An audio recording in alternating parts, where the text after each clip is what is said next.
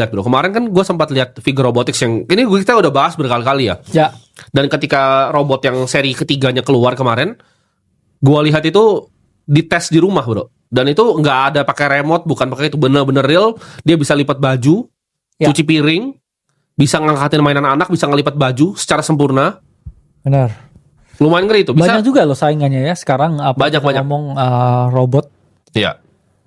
Tapi menariknya adalah kayaknya sekarang salah satu yang leading tuh figure ya, kalau kita lihat sekarang. Yes. Salah satu yang paling canggih dan kayaknya bisa banyak sekali pekerjaan nanti ke depannya bisa tergantikan.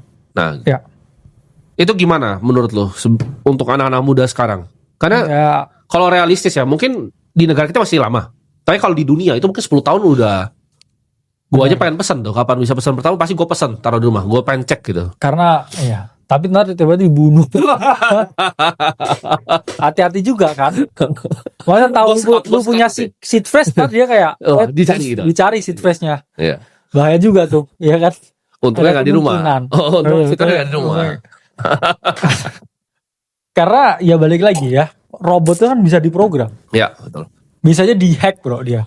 Iya. Terus kayak dia cari orang tertentu terus di-scap ya. Jadi saya masih jauh lah ya kepercayaan orang Asia ya, apalagi dengan hal-hal seperti itu. Mungkin orang di luar mungkin punya ini ya. Enggak, tapi untuk pekerjaan gimana bro? Karena kalau pekerjaan pasti lebih efisien ya. Kalau nggak ditaruh di rumah saya mungkin masih oke. Untuk pabrik, itu ngelinting rokok, lebih efisien pasti lebih efisien. Karena banyak yang belum sadar bro, kalau arahnya tuh akan ke sana. Cuman kan ini kan pemain-pemain terbesar di dunia ya. Jadi Elon Musk juga sangat heavy. Sekarang roboticsnya dia sangat heavy di Optimus. Karena pasti dia udah melihat ya bahwa manusia itu kan memiliki flaws juga. Dari segi ya human labor, manusia itu salah satu faktor produksi yang sebenarnya paling sulit dikendalikan. Itulah mengapa ada manajemen sumber daya manusia. Ya, selalu ada HRD. Dan biasanya HRD itu yang paling penting tuh di perusahaan, apalagi perusahaan yang gendut ya. Ada struktur jabatan, kemudian ada budaya organisasi. Itu banyak yang menentang tuh. Pavel Durov juga penentang tuh budaya. Karena, kita juga penentang budaya organisasi. Karena banyak sekali ya yang tidak bisa efisien dan juga efektif dalam bekerja itu karena adanya standar-standar tertentu kan biasanya. Iya, betul. Dan sebenarnya bukan salahnya pekerja juga secara keseluruhan. Kadang kan mereka juga karena manusia kan merasa jenuh, betul, merasa butuh sentuhan emosi yang lebih. Itulah mengapa sebenarnya kalau kita mau memanusiakan manusia itu harusnya pekerjaan-pekerjaan yang relatif lebih boring itu harusnya memang udah diautomatisasi.